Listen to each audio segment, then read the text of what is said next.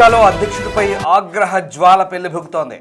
యుద్ధంపై Trump నిర్ణయాలను వ్యతిరేకిస్తూ రోడ్లపైకి 1 కోటి మంది పైగా జనం వచ్చే అవకాశం కనిపిస్తోంది. నో కింగ్స్ పేరిట యుఎస్ చరిత్రలోనే అతిపెద్ద ర్యాలీలు చేపట్టబోతున్నారు Americans. Washington DC, Minneapolis, Chicago, San ఫ్రాన్సిస్కోలో 3,000కు పైగా సమావేశాలు నిర్వహించబోతున్నారు. ట్రంప్ విధానాలను తీవ్రంగా వ్యతిరేకిస్తున్నారు ప్రజలు. గతేడాది ట్రంప్ వలస విధానాలపై ర్యాలీలు చేశారు. అప్పుడు దాదాపు 70 లక్షల మంది పైగా హాజరయ్యారు. యుద్ధం వల్ల ప్రపంచ దేశాలకు నష్టం జరుగుతుందంటూ ఆవేదనతో మరొకసారి నో కింగ్స్ పేరిట ఈ ర్యాలీలు తీసే అవకాశం కనిపిస్తోంది. ప్రధానంగా అమెరికాలో ట్రంప్కు వ్యతిరేకంగా జరుగుతున్న 3వ నో కింగ్స్ నిరసనలో లక్షలాది మంది అమెరికన్లు వీధులను నింపబోతున్నట్టు అంతర్జాతీయ మీడియాలో వార్తలు ప్రసారమవుతున్నాయి. డొనాల్డ్ ట్రంప్ యొక్క రేటింగులు అత్యంత కనిష్ట స్థాయికి పడిపోయినట్టుగా చెప్తున్నారు. ఇక నవంబర్లో మధ్యంతర ఎన్నికలు సమీపిస్తున్న తరుణంలో ఆయనకు వ్యతిరేకంగా అమెరికా నగరాల వ్యాప్తంగా 3,000కు పైగా నిరసన ప్రదర్శనలు ప్రణాళిక చేయబడ్డట్టుగా వార్తలు అందుతున్నాయి. ముఖ్యంగా డొనాల్డ్ ట్రంప్ నిరంకుశ ధోరణి అవలంబిస్తున్నారని లక్షలాది మంది ప్రజలు తీవ్ర ఆగ్రహం వ్యక్తం చేస్తున్నట్టుగా అక్కడ కొంతమంది ఈ ర్యాలీలు చేపడుతున్నట్టు తెలుస్తుంది. శనివారం దేశవ్యాప్తంగా భారీ నిరసన ర్యాలీలు చేపట్టే అవకాశం కనిపిస్తోంది. ప్రధానంగా నో కింగ్స్ పేరుతో ప్రజా ఉద్యమంలో భాగంగా ఏడాదిలోపు అమెరికన్లు విధుల్లోకి రావడం ఇది 3వసారి. ఇప్పుడు వారు ఆగ్రహించడానికి కొత్త విషయం దొరికింది. అదే ట్రంప్ ఇజ్రాయెల్తో కలిసి ప్రారంభించిన ఇరాన్ యుద్ధం.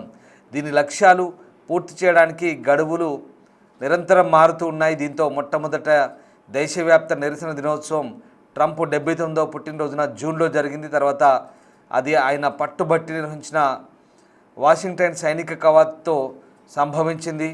దాని తర్వాత న్యూయార్క్ నుంచి శాన్ ఫ్రాన్సిస్కో వరకు మధ్యలో ఉన్న అనేక ప్రదేశాల నుంచి మిలియన్ల మంది ప్రజలు తరలివచ్చారు. ట్రంప్ రేటింగ్ 40% తక్కువగా పడిపోయింది. నవంబర్లో మధ్యంతర ఎన్నికలు సమీపిస్తుండడంతో శనివారం నాడు మరింత ఎక్కువ మందిని బయటకు తీసుకురావడం లక్ష్యంగా ఈ ఎన్నికల్లో ట్రంప్ రిపబ్లికన్లు ఉభయ సభలపై నియంత్రణ కోల్పోయే ప్రమాదం ఉన్నట్టుగా చెప్తున్నారు. మేక్ అమెరికా గ్రేట్ అగైన్ ఉద్యమంలో చాలామంది ఆరాధిస్తున్నట్లు అమెరికాలోని విస్తృత రాజకీయ అగాధానికి అవతల వైపు కూడా ఆయనకు అంతే తీవ్రంగా ద్వేషిస్తున్నట్టుగా కూడా తెలుస్తోంది. సో ఆయన ఎగ్జిక్యూటివ్ ఆర్డర్స్ ద్వారా పరిపాలించడం, ప్రత్యర్థులపై కేసులు పెట్టడానికి న్యాయశాఖను ఉపయోగించడం, ఈ నేపథ్యంలో ప్రస్తుతం అటు ఆయన తీసుకున్నటువంటి నిర్ణయాలు చాలామందికి ఆయన వ్యతిరేకులకు నచ్చకపోవడంతో ప్రస్తుతం ఈ ర్యాలీలకు పిలుపునిస్తున్నట్టుగా తెలుస్తోంది. ఇక శాంతి దూతగా ప్రచారం చేసిన తర్వాత అమెరికా సైనిక శక్తిని ప్రదర్శించాలని కొత్త అభిరుచి వంటి అంశాలపై ట్రంప్ వ్యతిరేకులైతే విచారం వ్యక్తం చేస్తున్నారు. ఈ నేపథ్యంలో ప్రస్తుతం మినియాపోలిస్లో ఈ భారీ ర్యాలీకి ఇవాళ శ్రీకారం చుట్టబోతున్నారు. దేశవ్యాప్తంగా ఉన్న ప్రధాన నగరాలతో పాటు శివారు గ్రామీణ ప్రాంతాల్లో ఆర్కిటిక్ వలయానికి ఉన్నటువంటి ఆర్కిటిక్ వలయానికి పైన ఉన్న అలస్కాలోని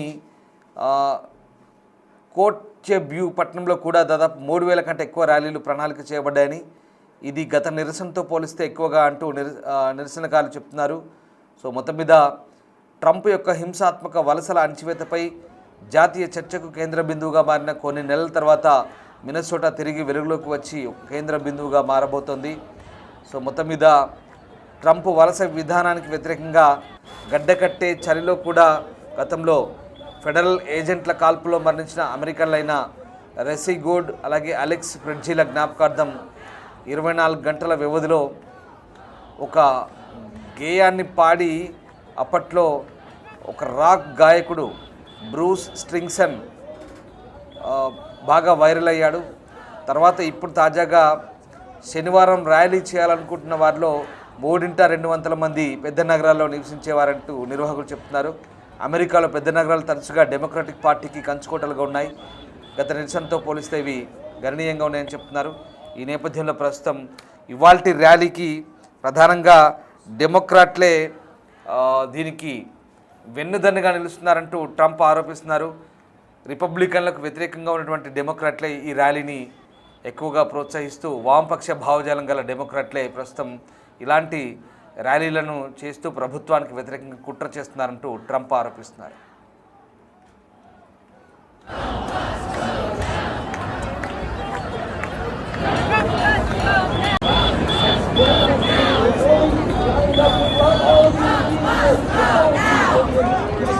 Go now!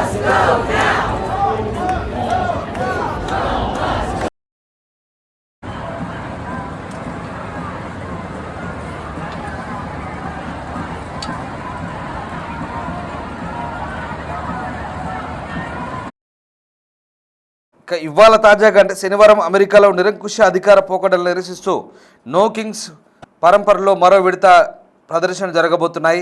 గత ఎన్నికల్లో ట్రంప్కు ఓటు వేసిన జిల్లాలోనే కాకుండా ప్రపంచవ్యాప్తంగా కూడా ఈ ప్రదర్శనలు వ్యాపిస్తుండడంతో ఇది ఇప్పటివరకు జరిగిన నిరసనలో అతిపెద్దదిగా నిలుస్తుందని అంచనా వేస్తున్నారు. సెయింట్ పాల్లో జరగనున్న ప్రధాన కార్యక్రమంలో Bernie Sanders, Joan Baez, Bruce Springsteen, Jane Fonda వంటి ప్రముఖులు పాల్గొని ప్రసంగించబోతున్నారు. అమెరికా అంతటా దాదాపు 3,000 కంటే ఎక్కువ ప్రాంతాల్లో ఈ ప్రత్యేక నిరసనలు జరుగుతున్నట్లు సమాచారం. సో మొత్తం మీద గతంలో నో కింగ్స్ ర్యాలీలు చరిత్ర సృష్టించాయి. అమెరికా వ్యాప్తంగా దేశ చరిత్రలోనే అతిపెద్ద నిరసనలు జరిగాయి. 2025 జూన్లో సుమారు 5 మిలియన్ల మంది, అక్టోబర్లో 7 మిలియన్ల మంది ఈ నిరసనలో పాల్గొన్నట్టుగా కన్సార్టియం చెబుతోంది. 2026 జనవరిలో ట్రంప్ ప్రభుత్వం అనుసరిస్తున్న ఇమిగ్రేషన్ విధానాలకు వ్యతిరేకంగా జరిగిన నేషనల్ షట్డౌన్ కారణంగా నిరసనల సంఖ్య మరోసారి గరిష్ట స్థాయికి చేరింది. రెండోసారి అధికారంలోకి వచ్చిన ట్రంప్ పరిపాలన ప్రతిఘటిస్తూ ఈ గణాంకాలు పూర్తిగా ఖండిస్తున్నాయి. సో మొత్తం మీద అమెరికా అధ్యక్షుడు ట్రంప్ పరిపాలనపై ప్రజల్లో వ్యతిరేకత వ్యక్తమవుతున్నట్టుగా హార్వర్డ్ యూనివర్సిటీ క్రౌడ్ కంటింగ్ కన్సార్టియం విడుదల చేసిన డేటా ప్రకారం ట్రంప్ మద్దతుదారులు నిర్వహించే ర్యాలీల కంటే ఆయనకు వ్యతిరేకంగా జరుగుతున్న నిరసనలు కూడా ఎక్కువేనని మనకు అర్థమవుతుంది. సో ఇవాళ ప్రధానంగా ఇమిగ్రేషన్ పాలసీలకు సంబంధించి ఇప్పటికే గతంలో జరిగిన నో కింగ్స్ ర్యాలీస్ ఏవైతే ఉన్నాయో దానికి తోడు ఇప్పుడు తాజాగా యుద్ధం కూడా ఇదో కారణంగా మారచ్చు. సో ట్రంప్ అనుసరిస్తున్న విధానాలకు అంటే నో కింగ్స్ ర్యాలీలు అంటే రాజుల లాంటి పరిపాలన వద్దంటూ గతంలో ఇమిగ్రేషన్ పాలసీ అక్రమంగా ఎవరైతే చొరబాటుదారు ఉన్నారో, వలసదారులు ఉన్నారో వాళ్ళకి వ్యతిరేకంగా ట్రంప్ కొన్ని నిర్ణయాలు తీసుకున్నారు. ఇక్కడ వెరీ క్లియర్, నో కింగ్స్ ర్యాలీలు అమెరికాలో ఏదో అవుతుందని పెద్దగా ఊహించడం కారణం ఏం లేదు. ఇక్కడ ప్రభుత్వానికి వ్యతిరేకంగా ఇప్పుడు ఇతను రిపబ్లికన్ ట్రంప్, అతనికి వ్యతిరేకంగా డెమోక్రాట్లు ఉంటారు. ట్రంప్ తీసుకున్న నిర్ణయాలు వాళ్ళకి నచ్చట్లేదు. పెద్ద ఎత్తున జనాన్ని సమీకరిస్తూ నిరసన కార్యక్రమాలు చేపడుతున్నారు. వలస విధానాలు వాళ్ళకి నచ్చట్లేదు ట్రంప్ తీసుకున్న నిర్ణయాలు. వలసదారులు ఎవరెవరో వచ్చి చాలామంది అడ్డగోలుగా అక్కడ ఉంటున్నారు, వాళ్ళందరినీ బయటకు తరిమేస్తానంటూ ట్రంప్ చెప్తున్నారు. కానీ దాన్ని డెమోక్రాట్లు వ్యతిరేకిస్తున్నారు.